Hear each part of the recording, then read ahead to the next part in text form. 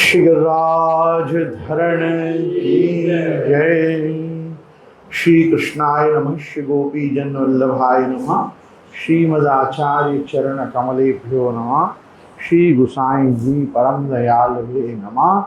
श्री गुरुभ्यो नमः। अथ मंगलाचरणम। चिंता संतार हंतारो यत्पादाम्बुज नवः स्वीयानां दान्यजाचार्यान् प्रणमामि मुहुर्मुहुः। यदनुग्रहतो जन्तुः सर्वदुःखातिगो भवेत् तमहं सर्वदा वन्दे श्रीमद्वल्लभनन्दनम्। अज्ञानतिमिरान्धस्य शलाकया चक्षुरुन्मीलितं येन तस्मै श्रीगुरवे नमः। नमामि हृदये शेषे लीलाक्षीराब्धिशायिनम्। लक्ष्मी सहस्रलीलाभिः सेव्यमानं कलानिधिं। चतुर्भिश्च चतुर्भिश्च चतुर्भिश्च त्रिभिस्तथा षड्भिर्विराजते योऽसौ पंचधा हृदये मम। श्री गोवर्धननाथ की जय। श्री कृष्णाय नमः। श्री गुरुभ्यो नमः। उपस्थित समस्त प्रियजन वल्लभीजन वैष्णवजन, समस्त सनातन धर्मावलंबी आस्तिक जन, भगवत भक्त, गौ भक्त, राष्ट्रभक्त, फेसबुक लाइव एवं यूट्यूब के साथ हमारे साथ जुड़े हुए आप सभी प्रियजन सज्जन वर्ग, मैं गोस्वामी गोविंद राय आपका हमारी सत्संग श्रावण सत्संग सभा में खूब खूब स्वागत कर रहा हूँ। दशम स्कंद के 9वें अध्याय में हम ऊखल बंधन लीला दामोदर लीला में हम प्रभु का दर्शन कर रहे थे। जहाँ तक हम कल पहुँचे उसमें थोड़े सिंहावलोकन के साथ हम पुनः आज की लीला का दर्शन करें। प्रभु श्रावण के दिनों में सत्संग इसलिए भी दुर्लभ है क्योंकि सेवा का प्रकार बृहत होता है, ज्यादा होता है। इन दिनों सूत के पवित्रा से सभी स्वरूपों के पवित्राओं के निर्माण की सेवा, अन्य पवित्रा राखी की सेवा, जन्माष्टमी की बधाई बैठ जाने से आगामी जन्माष्टमी के साज वस्त्र आदि की सिद्धि का क्रम, श्रृंगारों का वार्षिक सुधार काम इत्यादि बहुत सी सेवाएं ऐसी होती हैं कि समय सर सत्संग में आना सुलभ नहीं हो पाता है। तो हमारे साथ यहाँ सन्मुखस्थ वैष्णव और परोक्ष में जो वैष्णव हमारे साथ फेसबुक लाइव एवं यूट्यूब पे हमारे साथ सत्संग कर रहे हैं, मैं उनसे भी क्षमा मांगता हूँ कि थोड़ा समय का आगा पीछा इन दिनों में बना रहता है। लेकिन विशेष आनंद का विषय यह है कि इन्हीं सत्संग सत्रों के माध्यम से मैं आपके साथ दो प्रकार की बधाई और बांटना चाहता हूँ। पहली बधाई यह है कि ठाकुर जी की महत कृपा से वापी भक्ति सेतु घर की ओर से कतिपय वर्षों से प्रतिवर्ष कोई न कोई एक कथा सत्र का कार्यक्रम किन्हीं विद्वान शास्त्री जी द्वारा और प्रत्येक वर्ष में एक बार भगवान की कृपा से, आचार्यों की कृपा से एक कोई न कोई तीर्थ यात्रा का क्रम कतिपय वर्षों से चला आ रहा है। कभी हम सबको चंपारण ले गए, कभी हम दक्षिण यात्रा पे गए। सौभाग्य रहा कि इस साल तो हमने संपूर्ण ब्रज यात्रा भी श्री यमुना जी की गिरिराज जी कृपा से की ही। और इस वर्ष के प्रारंभ में भाग्यनगर में भी हैदराबाद में वल्लभ मिशन बाल बोधनी पाठशाला के द्वारा भी कार्यक्रम रहे। उसी प्रकार हमारे विट्लेशाचार्य ट्रस्ट और वल्लभ मिशन मुंबई के माध्यम से आप बाहर जो देख रहे हैं बैनर, वो ये हमारा श्रीमय चरितामृतम आगामी 21, 22, 23 अगस्त तदनुसार श्री काका वल्लभ जी के उत्सव से भादरवा में प्रारंभ होने जा रहा है जन्माष्टमी के अनंतर, और जन्माष्टमी के बाद और गणेश चतुर्थी से पूर्व ये जो कार्यक्रम है, इस कार्यक्रम के माध्यम से श्रीनाथ जी यमुना जी महाप्रभु जी, श्रीनाथ जी यमुना जी महाप्रभु जी के दिव्य चरित्रों पर ये कथा सत्र निर्मित है। इसमें प्रथम दिन श्रीनाथ जी की संपूर्ण कथा, जितना समय होगा उसके अनुसार श्रीनाथ जी का चरित्र भी कृष्णमय अगाध चरित्र है, तो जितना उस दिन में हो पाएगा उतना अष्टछाप की वाणी के सहित और श्री शिक्षा सागर भाव सागर श्री हरिराय महाप्रभु के द्वारा विरचित जो श्रीनाथ जी की प्रागट्य वार्ता है, उस श्रीनाथ जी की प्रागट्य वार्ता मूल पुरुष तथा वल्लभाख्यान के आधार पर ये हमारा श्रीमय चरितामृत होने वाला है। दूसरे दिन श्रीनाथ जी के बाद महाप्रभु जी अपने संप्रदाय के प्रवर्तक आचार्य के दिव्य चरित्रों पे उनके नाम रूप गुण को स्पर्श करते हुए पुनः वल्लभ दिग्विजय वल्लभाख्यान मूल पुरुष के आधार पे, और तृतीय दिवस श्री यमुना जी के चरित्र पे हम गुणगान वहाँ करने वाले हैं। और विशेष करके मुंबापुरी माया नगरी मुंबई के क्षेत्र में ये आचार्यों ने बहुत हमको सुंदर दिवस दिए हैं कि जहाँ हम हमारे वहाँ के प्रियजन जनों के साथ बैठकर और इस प्रकार से श्रीमय चरितामृत रूप हम ये दिव्य कथामृत का रसपान करने जा रहे हैं। साथ ही में मेरा खास आग्रह है उन सभी भगवत भक्तों से, वैष्णवों से जो इतने वर्षों से हमारे साथ यात्रा करते आ रहे हैं, उनसे भी, और जो पहली बार हमारे साथ जुड़ना चाह रहे हैं, हम उनका भी खूब खूब आवाहन करते हैं। हम ये सौराष्ट्र बैठक यात्रा 2026 के प्रारंभ में 1 जनवरी से और 11 जनवरी तक, जो आंग्ल नूतन वर्ष का प्रारंभ दिवस है 1 जनवरी 2026, तो उस आंग्ल संवत्सर को भी सुंदर बनाने के लिए और विशेष करके उस समय पर विवाह आदि धनुर्मास होने के कारण रुके हुए होते हैं, संक्रांति आने के पहले कोई शुभ कार्य पुनः शुरू नहीं होते हैं, तो वो जो अवकाश मिलता है उसमें हम सबको संक्रांति के पूर्व ये तीर्थ कराने ले जाते हैं।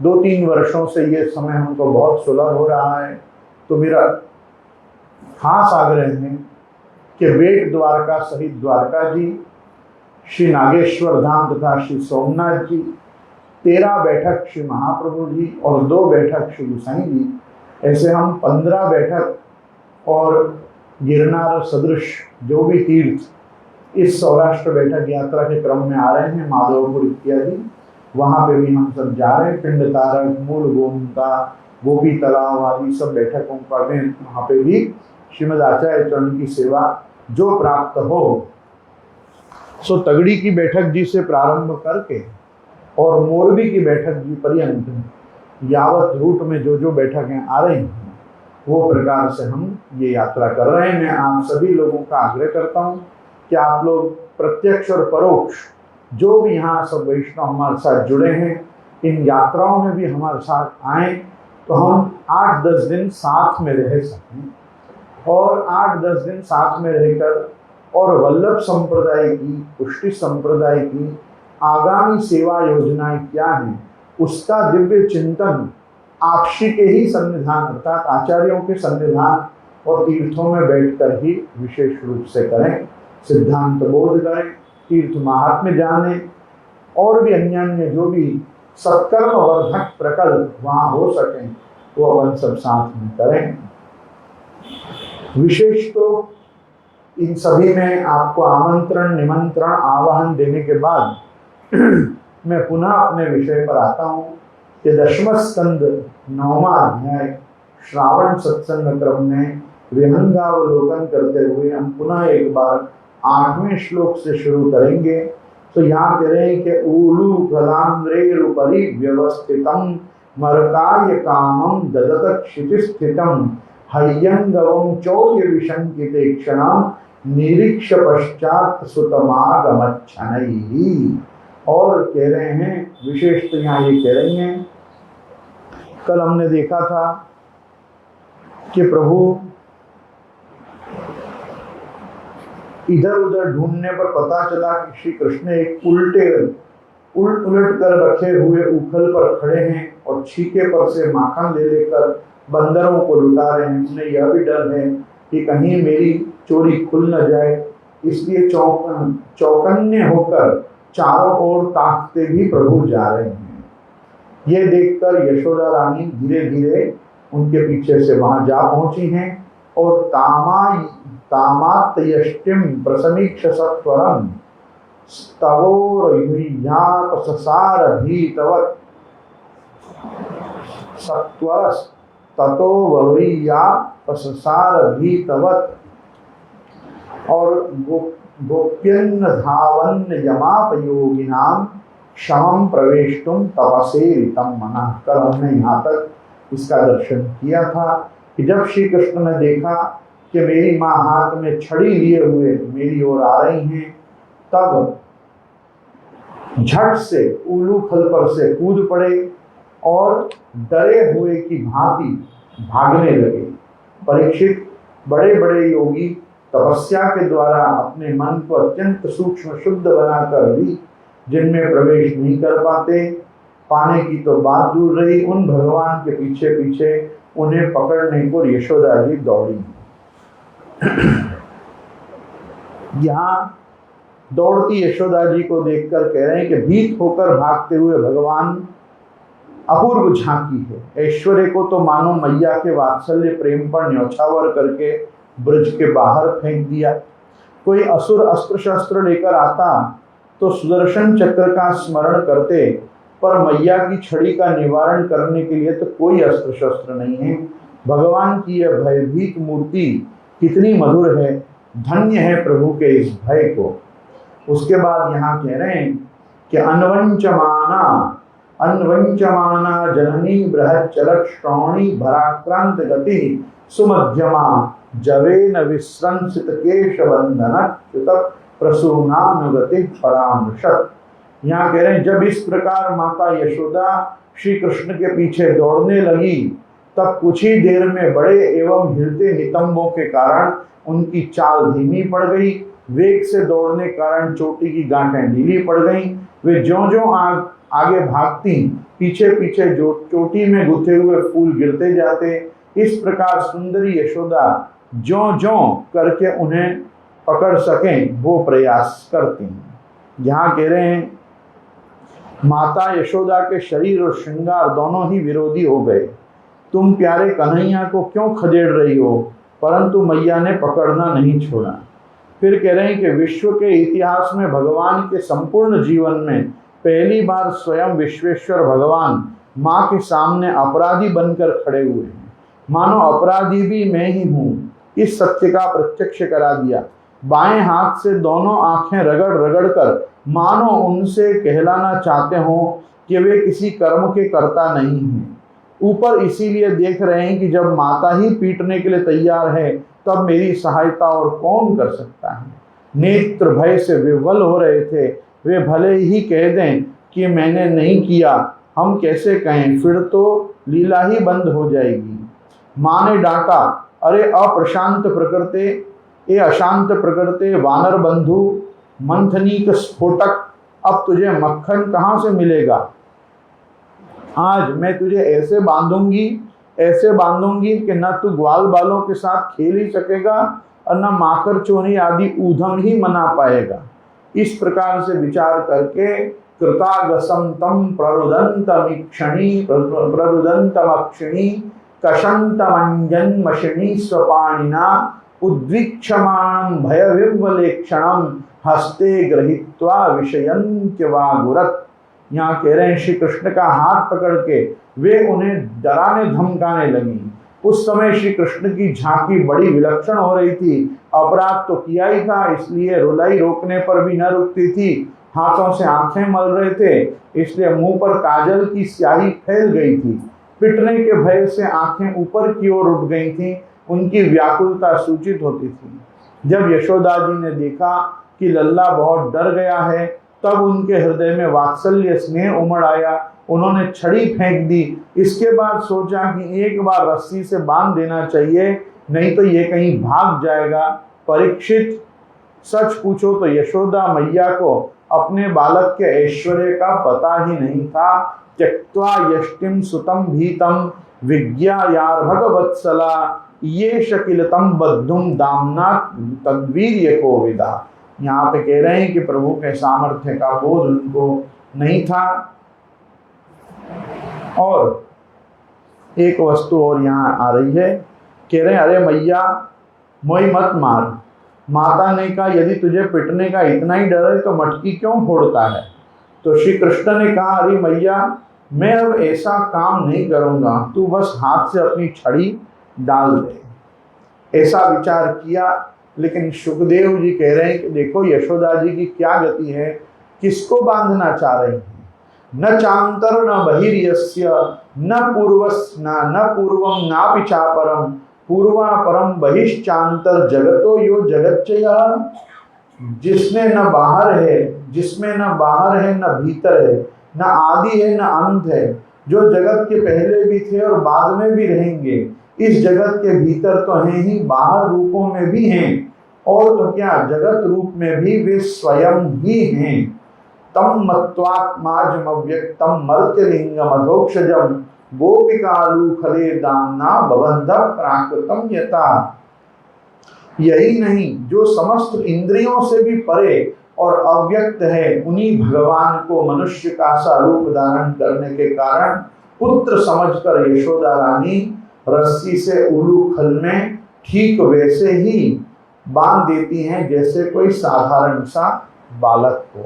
इसको और समझाते हुए यहाँ पे कह रहे हैं कि श्री कृष्ण का भोलापन देखकर मैया का हृदय भर आया। वात्सल्य स्नेह के समुद्र में ज्वार आ गया। वे सोचने लगी लाला अत्यंत डर गया है, कहीं छोड़ने पर यह भागकर वन में चला गया तो कहाँ कहाँ भटकते फिरेंगे, इसे ढूंढने में भूखा प्यासा रहेगा, इसलिए थोड़ी देर बांध कर रखती हूँ, दूध माखन तैयार हो जाएगा तब मना लूंगी। वही सोचकर मनाने के लिए बांधने का निश्चय किया। बांधने में भी श्री यशोदा जी को वात्सल्य ही था, परंतु भगवान के ऐश्वर्य का ज्ञान दो प्रकार का होता है। एक तो साधारण प्राकृत जीवों को और दूसरा भगवान के नित्य सिद्ध प्रेमी परिकर को। यशोदा मैया आदि भगवान की स्वरूप भूता चिन्मय लीला के अप्राकृत नित्य सिद्ध परिकर है। यशोदा जी भी नित्य सिद्ध है, नंदराई जी यशोदा जी गोलोक में भी नित्य हैं। भगवान के प्रति वात्सल्य भाव शिशु प्रेम की गाढ़ता के कारण ही उनका ऐश्वर्य ज्ञान अभिभूत हो जाता है, अन्यथा उनमें अज्ञान की संभावना ही नहीं है। इनकी स्थिति तुरीय अवस्था अथवा समाधि का भी अतिक्रमण करके सहज प्रेम में रहती है। देखो ये बताना ये चाह रहे हैं कि अपन सबों की तीन अवस्थाएं रहती हैं, जागृत, स्वप्न और सुषुप्ति। या अपन जगे हुए होते हैं, या अपन स्वप्न देख रहे होते हैं, या गाढ़ निद्रा में होते हैं, लेकिन उन सबके ऊपर एक चौथी अवस्था होती है, तुरीय अवस्था, चौथी अवस्था। वो अवस्था प्रायः समाधिस्थ मुनिजनों को प्राप्त होती है, जिसमें भगवत दर्शन समाधि में योग में होना शुरू हो जाता है। लेकिन ये तो कह रहे हैं उससे भी ऊपर की इनकी अवस्था थी, मतलब अपनी भाषा में कहें तो इनको मानसी सिद्ध थी। और ये मानसी भक्त होने के कारण ये प्रत्यक्ष भी सेवा करते थे और मानसिक रूप से भी सेवा करते थे। वहां प्राकृत अज्ञान, मोह, रजोगुण और तमोगुण की तो बात ही क्या है, प्राकृत सत्व की भी गति नहीं है। इसलिए इनका अज्ञान भी भगवान की लीला सिद्धि के लिए उनकी लीला शक्ति का ही एक चमत्कारिक निषेध है। तभी तक हृदय में जड़ता रहती है जब तक चेतन का स्फुरण नहीं होता। श्री कृष्ण के हाथ में आ जाने पर यशोदा माता ने बांस की छड़ी फेंक दी, वह सर्वथा स्वाभाविक है। और फिर क्या कह रहे हैं, ये कह रहे हैं कि मेरी तृप्ति का प्रयत्न छोड़कर छोटी मोटी वस्तु पर दृष्टि डालना केवल अर्थ हानि का ही हेतु नहीं है, मुझे भी आंखों से ओझल कर देता है, परंतु सब कुछ छोड़कर मेरे पीछे दौड़ना मेरी प्राप्ति का हेतु है। क्या मैया के चरित्र से इस बात की शिक्षा नहीं मिलती? मुझे योगियों की भी बुद्धि नहीं पकड़ पा सकती है, परंतु जो सब ओर से मुंह मोड़कर मेरी ओर दौड़ता है, मैं उसी की मुट्ठी में आ जाता हूँ। यही सोचकर भगवान यशोदा जी के हाथ पकड़े गए, और पकड़े जाने पर क्या हुआ है, तो यहाँ कह रहे हैं कि तद्दाम बध्यमानस्य स्वार्भगस्य कृतागसः द्वयंगुलो नम भूतेन संदधेन्यच्च गोपिका। यहाँ कह रहे हैं, और उसको अच्छे ढंग से समझाते हुए कह रहे हैं कि फिर भी कभी उलूखल पर जाकर न बैठे, इसके लिए उखल से बांधना ही उचित है, क्योंकि खल का अधिक संग होने पर उसमें उद्वेग हो जाता है। यह उखल भी चोर है, क्योंकि इसने कन्हैया की चोरी करने में सहायता की है। दोनों का बंधन योग्य ही है। देखकर यशोदा माता ने दोनों को बांधने का उद्योग किया। यशोदा माता ज्यों ज्यों अपने स्नेह, ममता आदि गुणों, सद्गुणों या रस्सियों से श्री कृष्ण का पेट भरने लगी, त्यों तो अपनी नित्य मुक्तता, स्वतंत्रता आदि सद्गुणों से भगवान अपने स्वरूप को प्रकट करने लगे। अर्थात प्रभु का न बंधना, ये बार बार ये बता रहा है कि मैं नित्य मुक्त हूँ, मैं स्वतंत्र हूँ, मैं किसी के बंधन में नहीं पड़ता, इत्यादि गुण यशोदा जी को आप प्रकट करके दिखा रहे हैं। तो यहाँ समझा रहे हैं इस बात को और विस्तार से। पहले सुखदेव जी क्या कहते हैं सुनते हैं। सुखदेव जी कह रहे हैं, यदास्ति तदपि न्यूनम तेनान्यदपि संदधे तदपि द्वयंगुलम न्यूनम यद यदादत्त बंधनम एवं स्वगेह दामानि यशोदा संदधत्यपि गोपीनाम सुस्मयंती नाम स्मयंती विस्मिता भवत। दो श्लोक सुखदेव जी ने कहे, अब भी यह भी छोटी हो गई, तब उसके हाथ और जोड़ी। ये कह रहे हैं तब उन्होंने दूसरी रस्सी लाकर उसमें जोड़ी, तब वह भी छोटी हो गई, तब और रस्सी लाकर उसमें जोड़ी। इस प्रकार वे ज्यों-ज्यों रस्सी लाती गईं, जोड़ती गईं, त्यों-त्यों जुड़ने पर भी वे सर्वदा 2-2 उंगल छोटी होने लगी। यशोदा रानी ने घर की सारी रस्सियां लाकर जोड़ डाली, फिर भी भगवान कृष्ण को बांध न सकी। उनकी असफलता पर देखने वाली गोपियां मुस्कुराने लगीं, और वे स्वयं भी मुस्कुराती हुई आश्चर्यचकित हो गईं। यहाँ 2-4 कारण इन्होंने दिए हैं। ये बता रहे हैं कि संस्कृत साहित्य में गुण शब्द के अनेक अर्थ हैं। सद्गुण, सत्वगुण आदि गुण, और रस्सी, सत्व, रज आदि गुण भी अखिल ब्रह्मांड नायक त्रिलोकीनाथ भगवान का स्पर्श नहीं कर सकते। फिर ये छोटा सा गुण, 2 बित्ते की रस्सी, उन्हें कैसे बांध सकती है? यही कारण यशोदा माता की रस्सी कभी पूरी नहीं पड़ती थी। संसार के विषय इंद्रियों का ही बंधन में समर्थ है। विषण्वति इति विषयः, वे हृदय में स्थित अंतर्यामी और साक्षी को नहीं बांध सकते। तब गोबंधक इंद्रियों या गायों को बांधने वाली रस्सी गोपति इंद्रियों के, गायों के स्वामी को कैसे बांध सकती है? वेदांत के सिद्धांतानुसार अध्यस्त में ही बंधन होता है, अधिष्ठान में नहीं। भगवान श्री कृष्ण का उदर अनंत कोटि ब्रह्मांडों का अधिष्ठान है, उसमें भला बंधन कैसे हो सकता है? और भगवान जिसको अपनी कृपा प्रसाद पूर्ण दृष्टि से देख लेते हैं, वही सर्वदा के लिए बंधन मुक्त हो जाता है। यशोदा माता अपने हाथ में जो रस्सी उठाती हैं, उसी पर श्री कृष्ण की दृष्टि पड़ जाती है, और वो वहीं से ही वो रस्सी मुक्त हो जाती है। फिर उसमें गांठ कैसे पड़ेंगी? कोई साधक यदि अपने गुणों के द्वारा भगवान को रिझाना चाहे तो नहीं रिझा सकता। मानो यही सूचित करने के लिए भी कोई भी गुण रस्सी भगवान के उदर को पूर्ण रूप में बांधने में समर्थ नहीं है। रस्सी 2 उंगल ही क्यों कम होती है? तो यहाँ बता रहे हैं कि रस्सी इसलिए 2 उंगल कम होती है कि भगवान ने सोचा कि जब मैं शुद्ध हृदय भक्तजनों को दर्शन देता हूं तब मेरे साथ एकमात्र सत्व गुण से ही संबंध में स्फूर्ति होती है, रज और तम से नहीं। इसलिए उन्होंने रस्सी को 2 उंगल कम करके अपना भाव प्रकट किया कि तुम रज और तम से मुझे नहीं बांध सकते। दूसरी बात बता रहे हैं कि यशोदा माता ने छोटी बड़ी अनेकों रस्सियां अलग अलग और एक साथ भी भगवान के कमर में लगाई, परंतु वे भी पूरी नहीं पड़ी, क्योंकि भगवान में छोटे बड़े का कोई भेद नहीं है।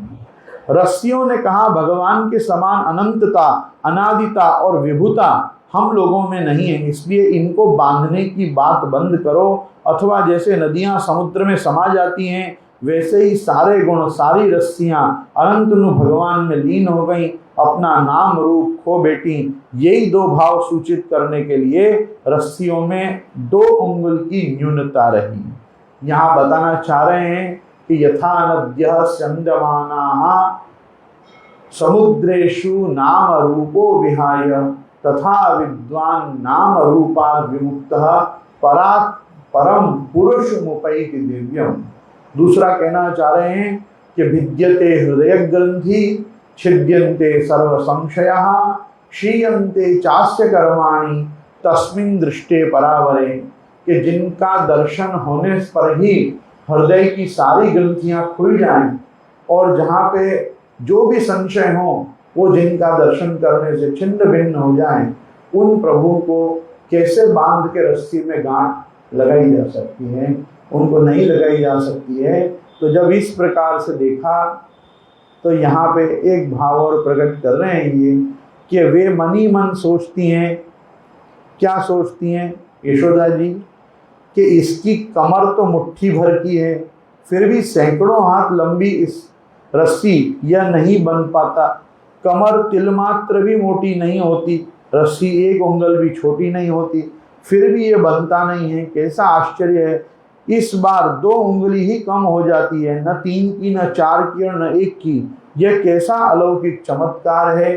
तो यहाँ पे अब ठाकुर जी देख रहे हैं कि स्वमातु स्विन्न गात्राय विस्रस्त्र कबरस्त्रजः। भगवान श्री कृष्ण ने देखा कि मेरी माँ का शरीर पसीने से लथपथ हो गया है, चोटियां गुथी हुई मालाएं फिर गई हैं, और दृष्ट्वा परिश्रमं कृष्ण कृपयासीत स्वबंधने, और वे बहुत ही थक गई हैं। तब कृपा करके वे स्वयं ही अपनी माँ के बंधन में बंध गए। और यहाँ कह रहे हैं कि बंध कैसे गए कि एवं संदर्शिता यंगम हरिणा भृत्यवश्यता स्ववशेनापि कृष्णेन यस्येदं सेश्वरम वशे। ये कह रहे हैं परीक्षित, भगवान श्री कृष्ण परम स्वतंत्र हैं, ब्रह्मा इंद्र आदि के साथ ये संपूर्ण जगत उनके वश में है, फिर भी इस प्रकार बंधकर उन्होंने संसार को यह बात दिखला दी कि मैं अपने प्रेमी भक्तों के वश में रहता हूँ। महाप्रभु जी कहते हैं दामोदरो भक्तिवश्यो, दामोदरो भक्तवश्यो। यहाँ कह रहे हैं कि भगवान श्री कृष्ण ने सोचा कि जब माँ के हृदय से द्वैत भावना दूर नहीं हो रही है तब मैं व्यर्थ अपनी असंगता क्यों प्रकट करूं। जो मुझे बद्ध समझता है इसके लिए बद्ध होना ही उचित है, इसलिए वे प्रभु बंध गए। मैं अपने भक्त के छोटे से गुण को भी पूर्ण कर देता हूँ। यह सोचकर भगवान ने यशोदा माता के गुण अर्थात रस्सी को बांधने योग्य बना दिया। यद्यपि मुझ में अनंत अचिंत्य कल्याण गुण निवास करते हैं, तथापि तब तक वे अधूरे ही रहते हैं जब तक मेरे भक्त अपने गुणों की मुझ पर अपने गुणों की मोहर उन पर नहीं लगा देते। यही सोचकर यशोदा मैया के गुणों, वात्सल्य, स्नेह और रज्जु से अपने पूर्णोदर दामोदर बना लिया। उन्होंने अपने को पूर्णोदर से दामोदर बना लिया। भगवान श्री कृष्ण इतने कोमल हृदय हैं कि अपने भक्त के प्रेम को पुष्ट करने वाला परिश्रम भी सहन नहीं कर सकते, वे अपने भक्त को परिश्रम से मुक्त करने के लिए ही स्वयं बंधन को स्वीकार कर लेते हैं। भगवान ने अपने मध्य भाग में बंधन स्वीकार करके यह सूचित किया कि मुझ में तत्व दृष्टि से बंधन है ही नहीं, क्योंकि जो वस्तु आगे पीछे ऊपर नीचे होती है, केवल बीच में भासती है, वह झूठी है। इस प्रकार यह बंधन भी झूठा है। भगवान किसी की भी शक्ति, साधना या सामग्री से नहीं बंधते। यशोदा जी के हाथों श्याम सुंदर ने बंधते हुए देखकर पास पड़ोस की ग्वालियां इकट्ठी तो हो गईं और कहने लगी, यशोदा जी, लाला की कमर तो मुट्ठी भर ही है और छोटी सी किंकिणी इसमें रुंझुन कर रही है। अब यह इतनी रस्सियों को नहीं बांधना, तो जान पड़ता है कि विधाता ने इसके ललाट में बंधन ही लिखा नहीं है, इसलिए अब तुम इसको बांधने का उद्योग छोड़ दो। गोपी जनों ने भी समझाया। यशोदा मैया ने कहा, चाहे संध्या हो जाए और गांव भर की रस्सियां क्यों न इकट्ठी करनी पड़े, पर मैं तो इसे बांध कर ही छोड़ूंगी। यशोदा जी का यह हट देखकर भगवान ने अपना हट छोड़ दिया, क्योंकि जहां भगवान और भक्त के बांध कर ही हट में विरोध होता है, वहां भक्त का ही हट पूरा होता है। भगवान बनते हैं तब जब भक्त की थकान देखकर कृपा परवश हो जाते हैं। भक्त के श्रम और भगवान की कृपा की कमी ही 2 उंगलियों की कमी है। अथवा जब भक्त अहंकार करता है कि मैं भगवान को बांध लूंगा, तब वह उनसे 1 उंगल दूर पड़ जाते हैं और भक्त की नकल करने के वाले भगवान भी 1 अंगुल दूर हो जाते हैं। जब यशोदा माता थक गईं, उनका शरीर पसीने से लथपथ हो गया, तब भगवान की सर्वशक्ति चक्रवर्तिनी परम भास्वती भगवती कृपा शक्ति ने भगवान के हृदय को माखन के समान द्रवित कर दिया और स्वयं प्रकट होकर उसने भगवान की सत्य संकल्पिता और विभूता को अंतर्हित कर दिया। इसी से भगवान बंध गए। ये बंधने के सब कारण बताते हुए कह रहे हैं, यद्यपि भगवान स्वयं परमेश्वर हैं, तथापि प्रेम परवश होकर बंध जाना परम चमत्कारी होने कारण भगवान का भूषण ही है, दूषण नहीं है। आत्माराम होने पर भी भूख लगना, पूर्ण काम होने पर भी अतृप्त रहना, शुद्ध सत्वरूप होने पर भी क्रोध करना, स्वराज्य लक्ष्मी से युक्त होने पर भी चोरी करना, महाकाल यम आदि को भय देने वाले होने पर भी डरना और भागना, मन से भी तीव्र गति वाले होने पर भी माता के हाथों पकड़ा जाना, आनंदमय होने पर भी दुखी होना, रोना, सर्वव्यापक होने पर भी बंध जाना, यह सब भगवान की स्वाभाविक भक्तवश्यता है। जो लोग भगवान को नहीं जानते उनके लिए तो इसका कुछ उपयोग नहीं है, परंतु जो श्री कृष्ण भगवान को भगवान के रूप में पहचानते हैं, उनके लिए अत्यंत चमत्कारी वस्तु है। और यह देखकर जानकर उनका हृदय द्रवित हो जाता है कि भक्ति प्रेम से सराबोर हो जाता है। ओह विश्वेश्वर प्रभु अपने भक्तों के हाथों उखल में बंध गए। और अब प्रभु के बंध जाने पर कैसे बंध गए, उस आश्चर्य से भी ज्यादा आश्चर्य सुखदेव जी प्रकट कर रहे हैं। सुखदेव जी कह रहे हैं, नियमं विरंचो न भवो न श्रीरप्यंग संशया प्रसादम लेभिरे गोपी यत्यत प्राप्य विमुक्तिदात। और कह रहे हैं, नायम सुखापो भगवान देहि नाम गोपिका स्तुतः ज्ञानी नाम चात्मभूतानाम यथा भक्ति मतामिह। ग्वालिनी यशोदा ने मुक्तिदाता मुकुंद से जो कुछ अनिर्वचनीय कृपा प्रसाद प्राप्त किया, वह प्रसाद ब्रह्मापुत्र होने पर, शंकर आत्मा होने पर और वक्षस्थल पर विराजमान लक्ष्मी अर्धांगिनी होने पर भी प्रभु से न पा सकी। यह गोपिकानंदन भगवान अनन्य प्रेमी भक्तों के लिए जितने सुलभ हैं, उतने देहाभिमानी कर्मकांडी एवं तपस्वियों को तथा स्वरूपभूत ज्ञानियों के लिए भी नहीं है। यहाँ कह रहे हैं, इस श्लोक में 3 नकारों का अन्वय लेभिरे क्रिया के साथ करना चाहिए। न पा सके, न पा सके, न पा सके। ज्ञानी पुरुष भी भक्ति करें तो उन्हें इस सगुण भगवान की प्राप्ति हो सकती है, परंतु बड़ी कठिनाई से उखल पे बंधे भगवान सगुण हैं, वे निर्गुण प्रेमी को कैसे मिलेंगे। स्वयं बंधकर भी बंधन में पड़े हुए यक्षों की मुक्ति की चिंता करना ये सत्पुरुष के लिए सर्वथा योग्य है। जब यशोदा माता की दृष्टि श्री कृष्ण से हटकर दूसरे पर पड़ती है, तब वे किसी दूसरे को देखने लगें, ऐसा ऊधम मचाते हैं कि सबकी दृष्टि उनकी ओर खिंच आए। देखिए पूतना, शकटासुर, तृणावर्त आदि के प्रसंग। वे अपने भक्त कुबेर के पुत्र हैं, इसलिए इनका नाम अर्जुन नाम है।